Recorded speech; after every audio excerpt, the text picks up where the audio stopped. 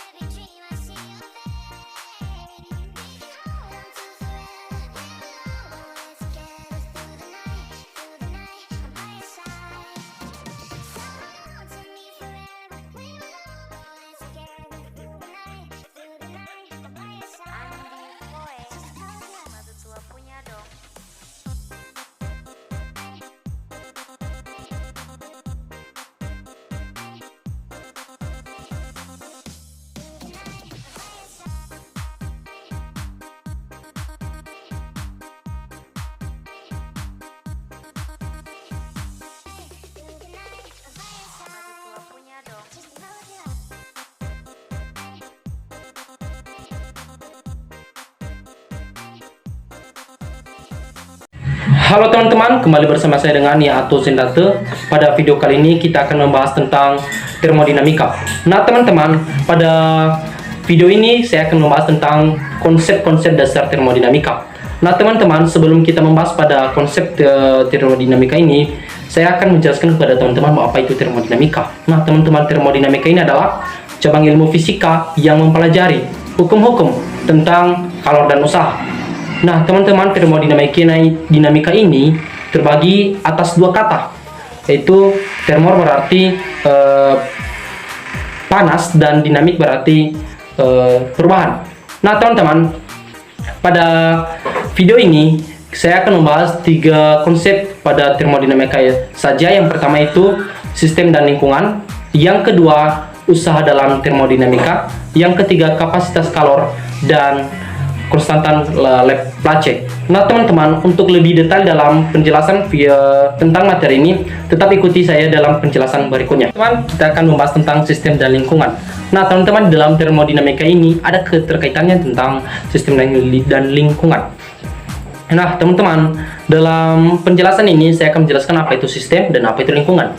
Nah teman-teman, sistem adalah suatu benda atau keadaan yang menjadi pusat perhatian, yang artinya teman-teman itu menjadi titik acuan kita atau objek yang harus kita amati.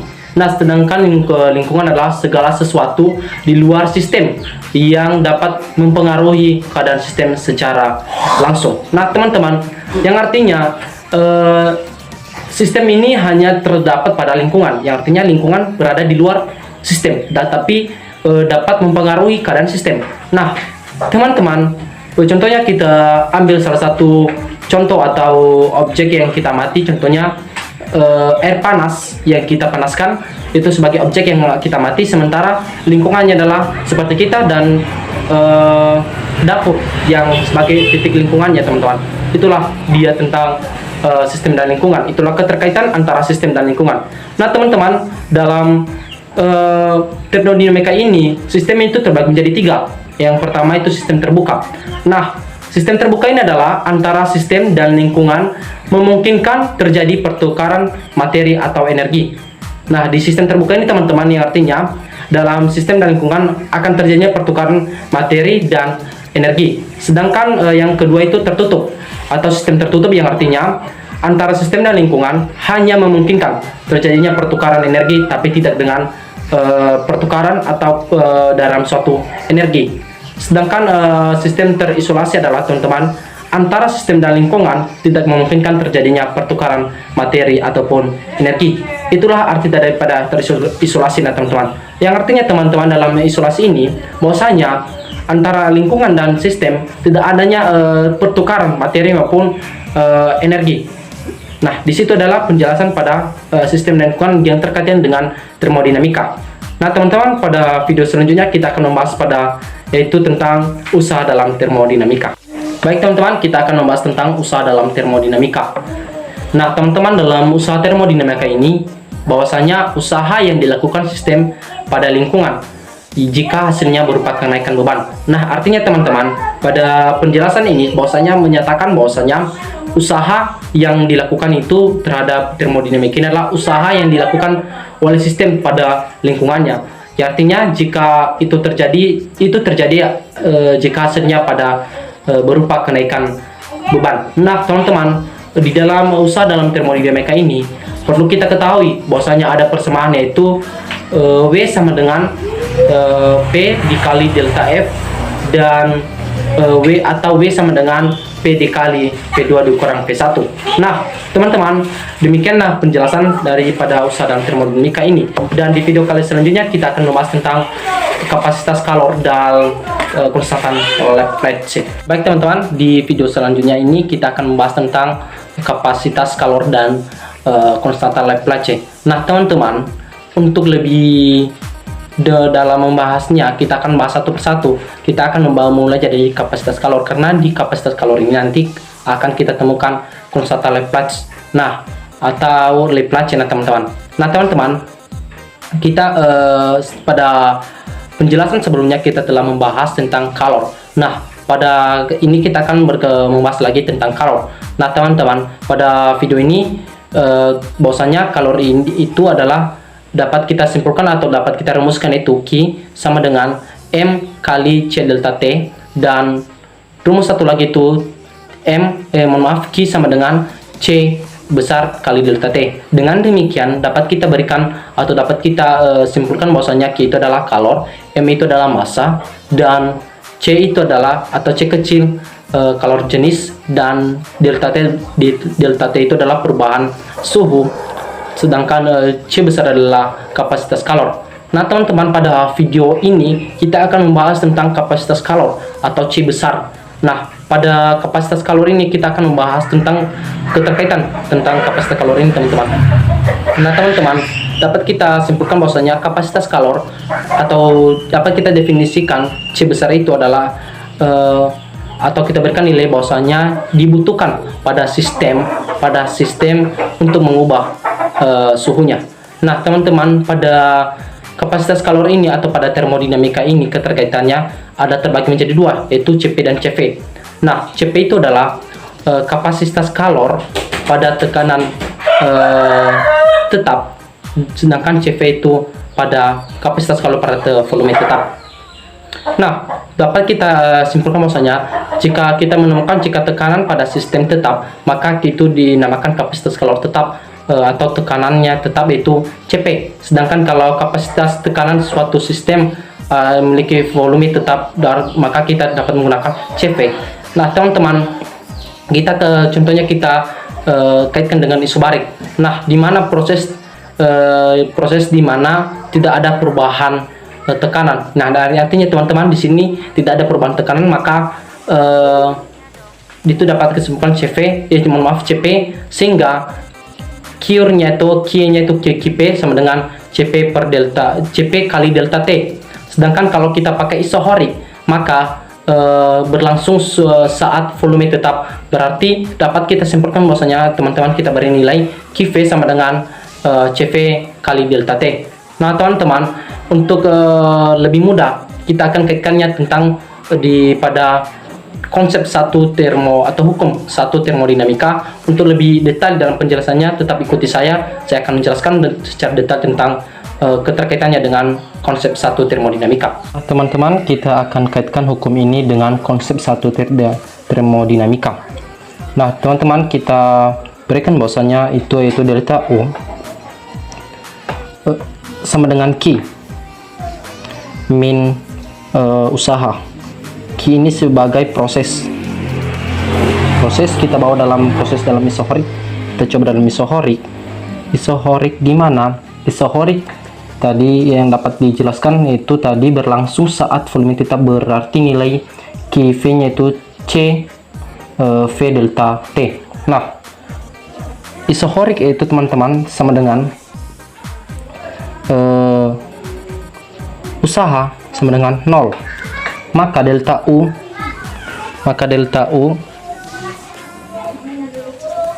sama dengan Qv, maka delta U nya di mana nilai dari Qv itu tadi Cv delta T. Maka bagaimana dengan isobarik atau Cp nya? Maka kita bawa dalam isobarik sama dengan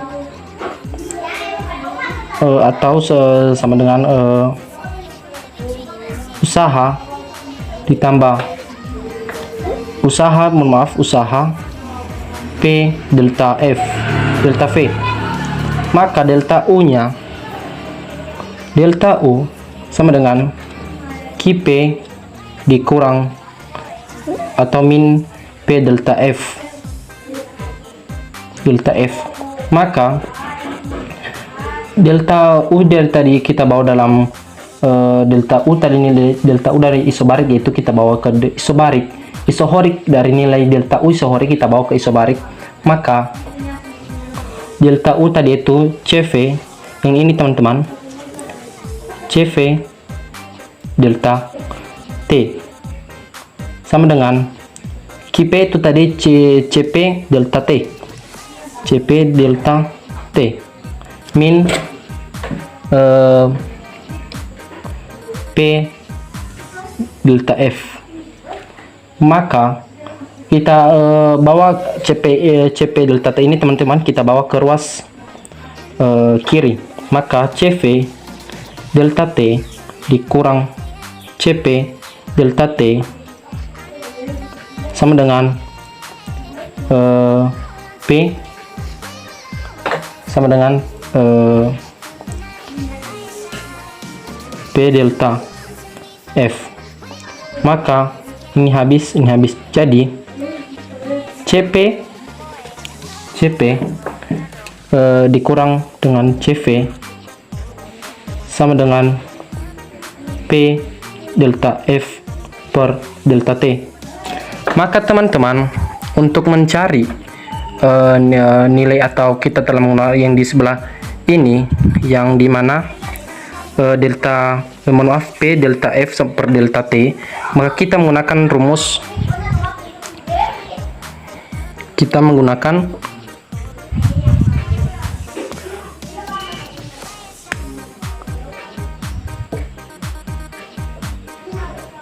rumus PV sama dengan MRT. Maka PV itu delta per T, maka nilai dari PV delta T itu adalah MR. Maka CV per dikurang CV sama dengan MR. Maka bagaimana kalau kita bawa ke monotomik, teman-teman? Ke monotomik kita bawa dia, itu sama kita tulis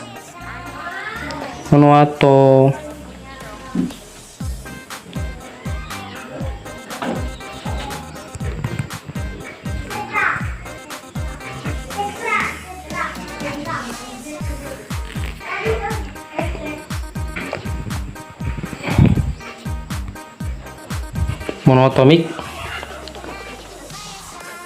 maka delta U sama dengan 3/2 MR delta T. Nah, bagaimana kalau kita bawa ke isohorik? Ke isohorik tadi, teman-teman, yang dimana yang ini isohorik, maka isohorik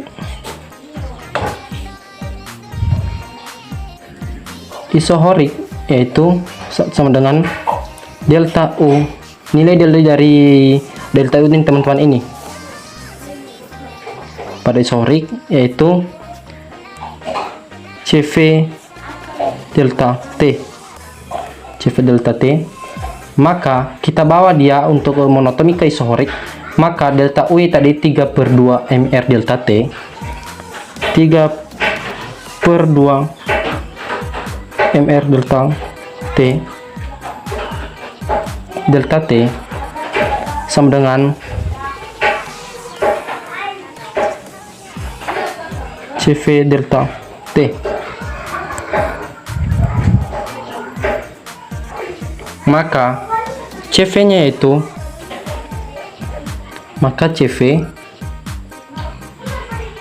dengan nilai CV-nya itu 3/2 MR. Nah, bagaimana dengan CP? Kita bawa ke CP, yaitu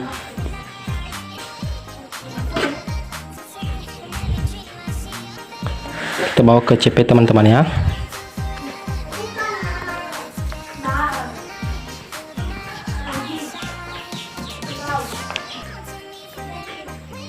CP C ditambah MR.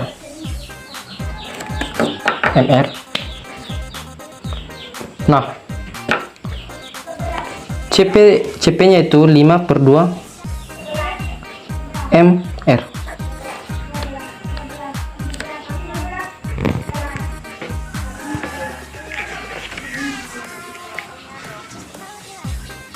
Nah, bagaimana tetapan Laplacian, teman-teman? Nah, di sini kita tetapkan, di sini akan kita dapat hasil tetapan atau konstan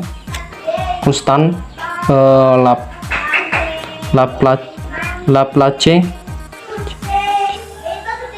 yaitu hasil rasio perbandingan CP dan CV untuk mendapatkan nilai dari tetapan konstan Laplace atau maaf yalah yang itu Laplace, hasil rasio perbandingan CP dan CV. Nah, gamma itu CP per CV, maka 5/2 MR per 3/2 MR, maka hasilnya itu 5/3 MR. Itu untuk gas diatomik ke isohorik. Untuk tadi isohorik.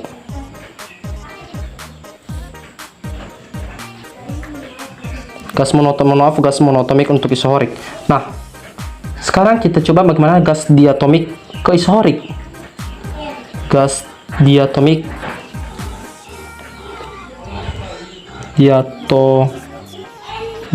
ke isohorik. Maka delta U yaitu 5/2 MR delta T. Maka delta U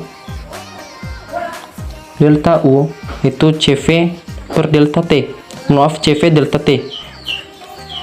Maka nilai dari delta U tadi itu 5/2 MR delta T sama dengan CV delta T.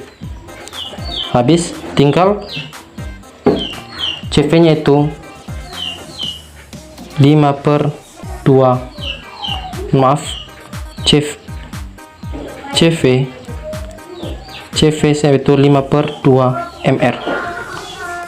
Itu CV, bagaimana kan CP nya itu CV ditambah MR, maka CP yaitu sama dengan 7/2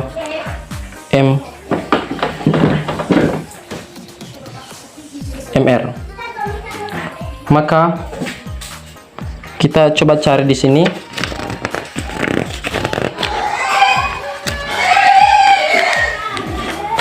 Nah, teman-teman, kita di sini untuk gamanya itu hasil rasio dari perbandingan CP dan CV, yaitu tadi untuk gas diatomik ke isohorik, yaitu gamma itu CP per CV, maka 7/2 per 5/2 7/2 MR, ini MR juga, maka hasilnya itu 7/5 MR. Jadi ini ada untuk hasil perbandingan atau hasil penjelasan daripada untuk penyajian atau materi pembahasan ketiga. Halo teman-teman, perkenalkan nama saya Puspis Eteni Saliku. Saya akan melanjutkan materi kami. Baik teman-teman, kita masuk pada energi dalam. Energi dalam merupakan suatu konsentrasi mikroskopik zat atau gas yang dimana tidak bisa dihitung secara langsung. Akan tetapi teman-teman, jika suatu benda mengalami perubahan keadaan, maka bisa dihitung atau diukur secara langsung. Secara matematis, perubahan energi memiliki persamaan, yaitu delta U sama dengan U2 dikurang U1, yang dimana delta U merupakan perubahan energi dalam sistem zat atau gas, U2 merupakan akhir sistem zat atau gas, U1 merupakan energi awal sistem zat atau gas. Baik teman-teman, kita masuk pada contoh soal energi dalam. Contoh soalnya yaitu dalam suatu proses termodinamika, kalor sebanyak 2000 Joule dilepaskan sistem dan lingkungan melakukan usaha 3000 Joule pada sistem. Berapakah perubahan energi dalam sistem? Baik teman-teman, langsung saja kita jawab contoh soal tersebut. Diketahui del Q sama dengan, karena sistemnya dilepaskan maka yang 2000 tadi menjadi negatif.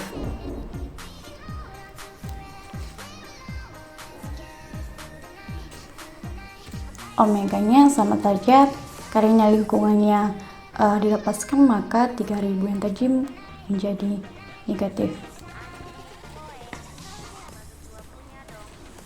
Yang ditanya yaitu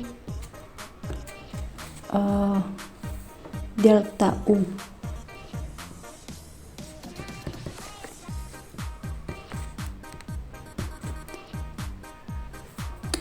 T2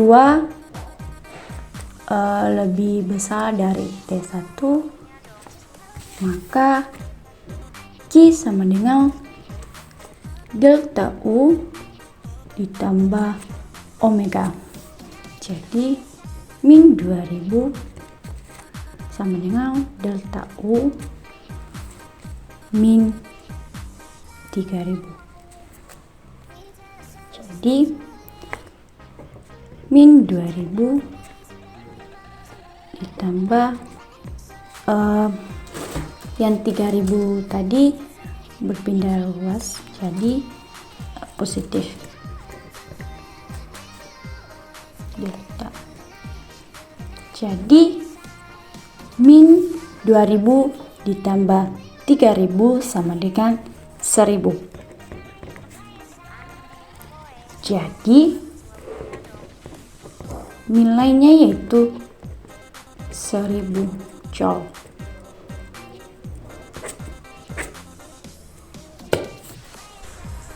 Baik, kita masuk pada proses termodinamika. Proses termodinamika adalah suatu perubahan sistem ke keadaan baru karena perubahan keadaan gas. Proses termodinamika ini mengubah keadaan awal sistem menjadi keadaan akhir tertentu dengan cara mengubah suhu, volume maupun keadaan. Dalam hal ini teman-teman, perilaku tersebut dapat berupa proses isotermik, isobarik, isokorik, dan yang terakhir yaitu adiabatik. Baik, saya akan menjelaskan tentang hukum 1 termodinamika. Pertama-tama kita perlu mengetahui pengertian dari hukum 1 termodinamika ini. Hukum 1 termodinamika adalah suatu pernyataan mengenai hukum universal dari kekekalan energi dan mengidentifikasikan perpindahan panas sebagai suatu bentuk perpindahan energi. Nah, dalam hukum 1 termodinamika ini juga memiliki bunyi yang dimana energi tidak dapat diciptakan ataupun dimusnahkan, namun dapat diubah dari suatu bentuk ke bentuk lainnya. Artinya, perubahan energi dalam sistem merupakan energi dan kalor dalam sistem yang dikurangi dengan kerja yang dilakukan oleh sistem. Nah, hukum 1 termodinamika ini juga dapat dituliskan dalam persamaan, yaitu delta U sama dengan Q min W, yang mana keterangannya adalah delta U adalah perubahan total energi internal sistem atau joule. Q adalah jumlah kalori yang dipertukarkan antara sistem dan lingkungan atau joule, dan W adalah jumlah usaha sistem atau joule. Persamaan tersebut berarti total energi internal sistem adalah kekal. Persamaan tersebut juga merupakan pernyataan matematis dari hukum 1 termodinamika yang secara fisik dapat dinyatakan bahwa meskipun energi panas atau kalor telah berubah menjadi usaha luar dan perubahan energi dalam, tetapi jumlah seluruh energi itu selalu tetap. Nah, ada beberapa yang perlu kita ketahui dari hukum 1 termodinamika ini. Yang pertama, Q bertanda positif jika sistem menyerap kalor. Yang kedua, Q bertanda negatif jika sistem melepas kalor. Yang ketiga, W bertanda positif jika sistem melakukan kerja. Yang keempat, P bertanda negatif jika sistem diberikan kerja. Yang kelima, delta U bertanda positif jika sistem mengalami kenaikan suhu. Dan yang keenam, delta U bertanda negatif jika sistem mengalami penurunan suhu.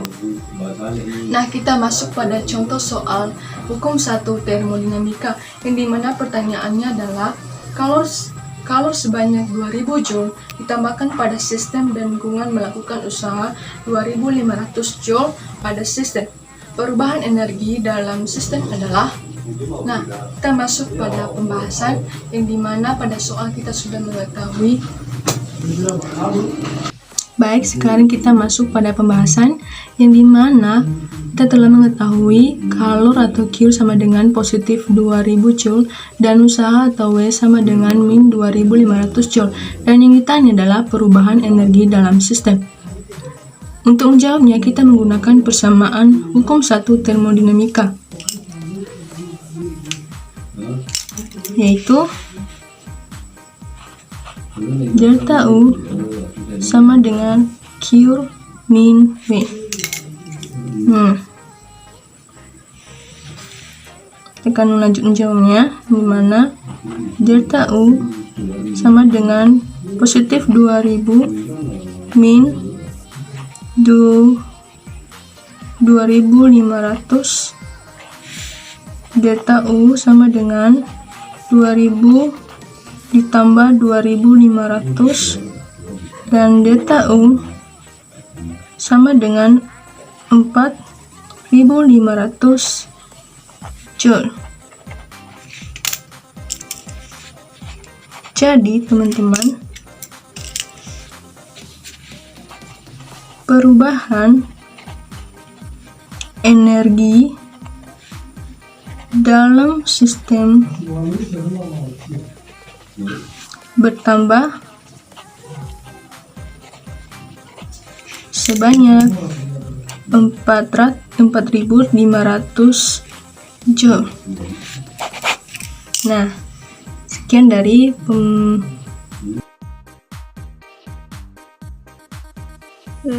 Baik teman-teman, sebelum saya membahas beberapa materi, perkenalkan nama saya Berkat Immanuel Gia, kelas 11 IPA 3. Yang dimana kita bahas pertama yaitu siklus termodinamika. Yang dimana siklus termodinamika ini adalah serangkaian proses termodinamika yang mentransfer panas dan kerja dalam berbagai keadaan. Yang dimana siklus termodinamika ini adalah sejumlah panas yang masuk setara dengan sejumlah panas yang keluar pada seluruh bagian siklus.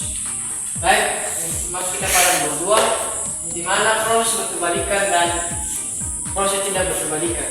Nah, yang dimana proses berkebalikan ini ya teman-teman itu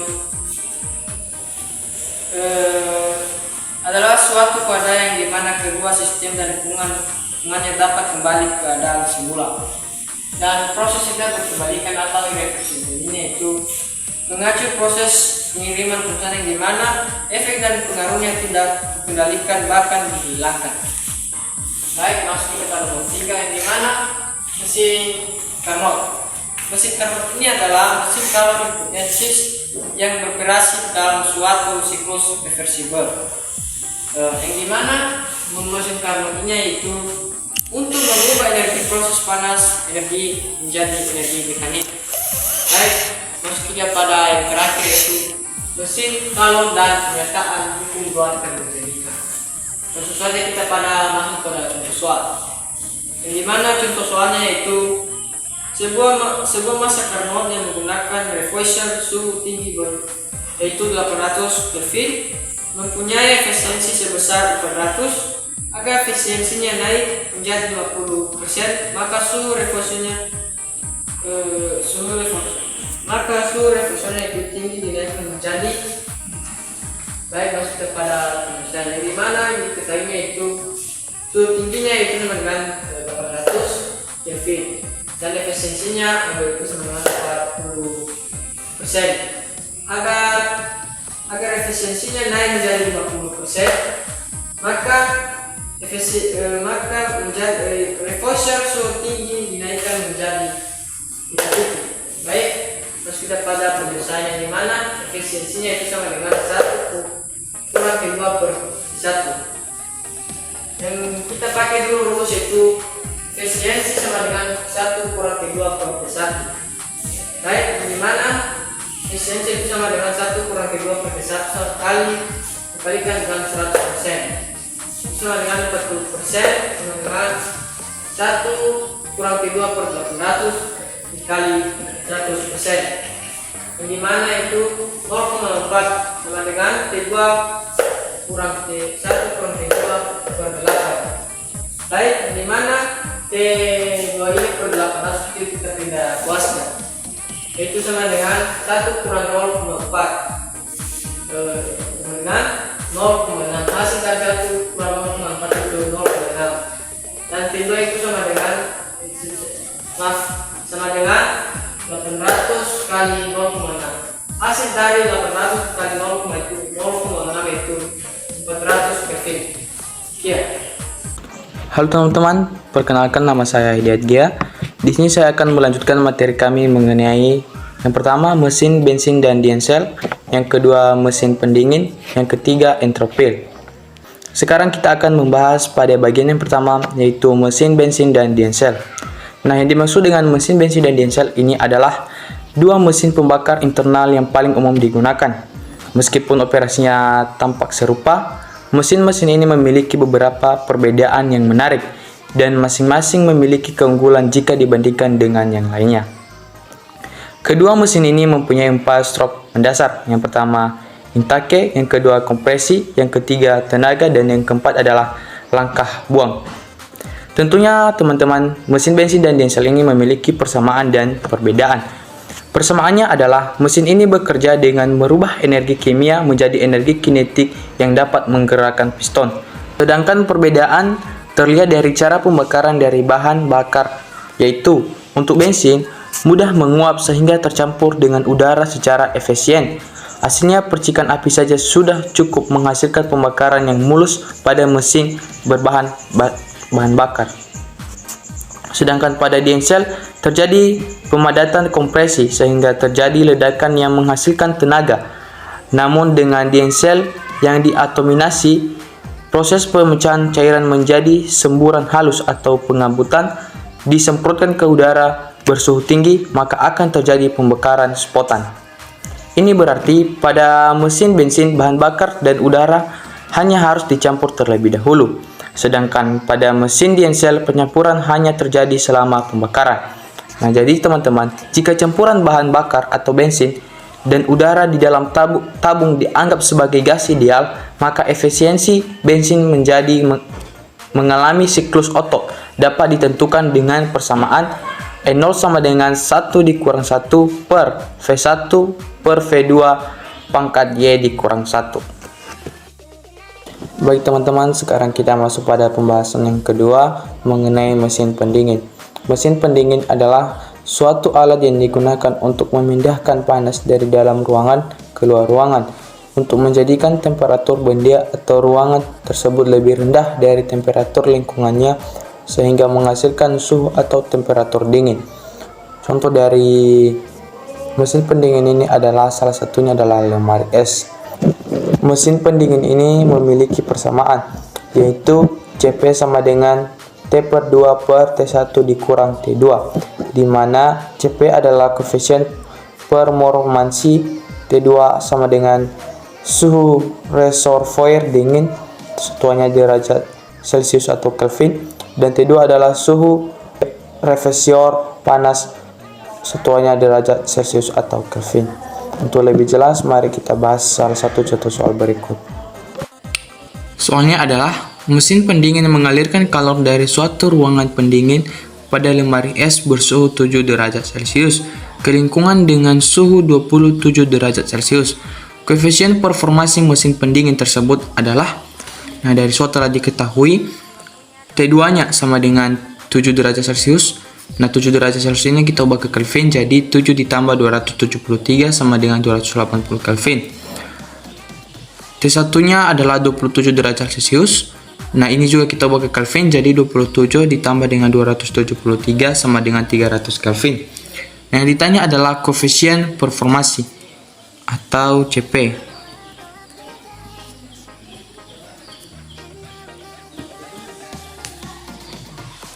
Nah, untuk menjawab soal tersebut, kita dapat dari mesin pendingin telah kita dapatkan suatu persamaan, yaitu CP sama dengan T2 per T1 dikurang T2. Nah, setelah itu kita masukkan nilainya, yaitu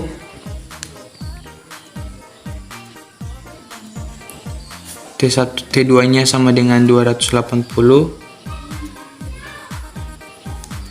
per T1 300 dikurang 280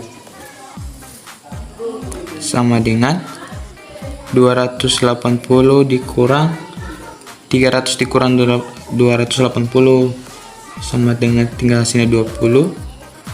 Nah, 280 per 20 ini hasilnya, supaya lebih mudah ini nolnya kita habis bagi, jadi 28 dibagi 2 sama dengan 14. Nah, jadi hasilnya adalah 14. Baik teman-teman, sekarang kita masuk pada pembahasan yang ketiga mengenai entropi. Nah, yang dimaksud dengan entropi adalah suatu ukuran banyaknya energi atau kalori yang tidak dapat diubah menjadi usaha. Dalam bahasa sederhananya, entropi ini merupakan ukuran ketidakteraturan suatu sistem zat padat atau kristal yang terdiri atas partikel-partikel yang sangat berdekatan, mempunyai keteraturan yang tinggi sehingga entropinya rendah. Sementara itu, sistem gas yang terdiri atas partikel-partikel yang saling berjauhan mempunyai keteraturan yang rendah sehingga entropinya tinggi. Dengan demikian, jika entropi suatu sistem meningkat, maka komponen sistem menjadi semakin tidak teratur. Perubahan entropi suatu sistem dirumuskan sebagai berikut, yaitu delta S sama dengan S akhir dikurang S awal sama dengan Q per T, di mana delta S adalah perubahan entropi, satuannya Joule per Kelvin, dan Q adalah kalori yang masuk atau keluar sistem, satuannya Joule, dan T adalah suhu mutlak atau Kelvin. Untuk lebih jelas, mari kita bahas contoh soal berikut. Soalnya adalah sebuah sistem dengan suhu 127 derajat Celcius menyerap kalori sebesar 2,4 kali 10 pangkat 4 Joule. Jika entropi awal sistem sebesar 120 Joule per Kelvin, maka entropi akhir sistem sebesar titik-titik. Nah, dari soal ini telah diketahui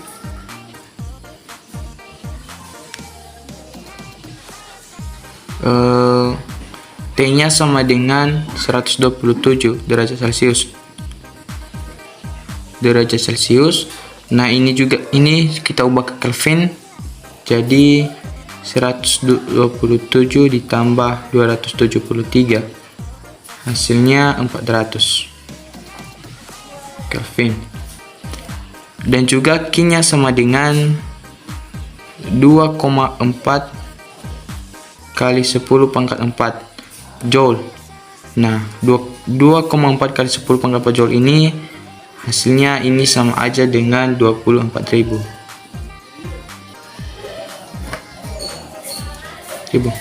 Dan sistem awal atau S1-nya, S awalnya sama dengan 120 Joule per Kelvin.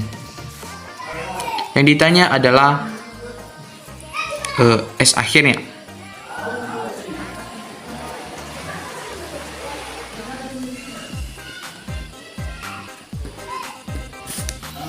Nah, untuk menjawab soal ini, rumusnya adalah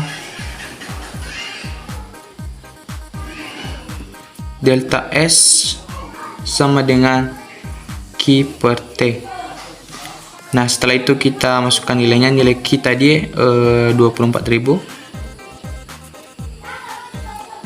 per 400. T-nya adalah 400. Maka hasilnya sama dengan 60 60 Joule per Kelvin. Nah, karena yang ditanya adalah S akhir, maka untuk mencari S akhirnya adalah delta S sama dengan S akhir dikurang S awal. Nah, nilai delta S-nya sama dengan 60 sama dengan S akhir belum diketahui karena ini yang ditanya,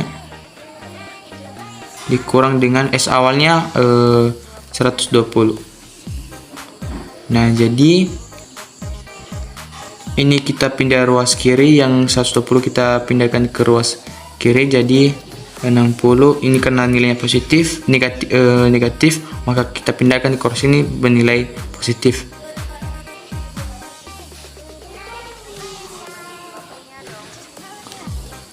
Nah, jadi S akhirnya sama dengan 60 ditambah 120 sama dengan 180 Joule per Kelvin. Nah, demikian penjelasan atau pembahasan dari saya. Sekian dan terima kasih. Terima kasih telah menonton video kami. Jangan lupa Like. Comment, share, and subscribe. That nigga clap, I got 3 old thoughts, new guap.